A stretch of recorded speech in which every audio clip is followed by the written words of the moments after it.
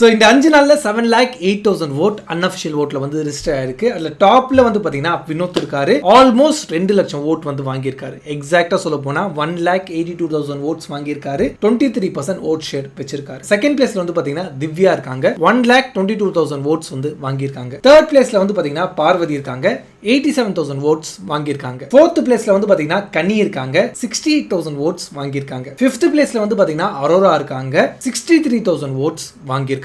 Sixth பிளேஸ்ல வந்து பாத்தீங்கன்னா சாண்ட்ரா இருக்காங்க. 58,000 votes வந்து வாங்கியிருக்காங்க. செவன்த் பிளேஸ்ல வந்து பாத்தீங்கன்னா விக்ரம் இருக்காரு. 53,000 votes வாங்கியிருக்காரு. பாட்டம் 3ல வந்து பாத்தீங்கன்னா சபரி இருக்காரு. 53,000 votes வந்து வாங்கியிருக்காரு. அண்ட் பாட்டம் 2ல வந்து பாத்தீங்கன்னா அமித் இருக்காரு. 51,000 votes வந்து வாங்கியிருக்காரு. அண்ட் பாட்டம்ல வந்து பாத்தீங்கன்னா சுபிக்ஷா இருக்காங்க. வெறும் 45,000 votes மட்டும் தான் வாங்கியிருக்காங்க. இந்த வாரம் சுபிக்ஷா தான் எவிக்ட் ஆகுறாங்க. அது வந்து எல்லாருக்கும் தெரிஞ்ச விஷயம் தான்.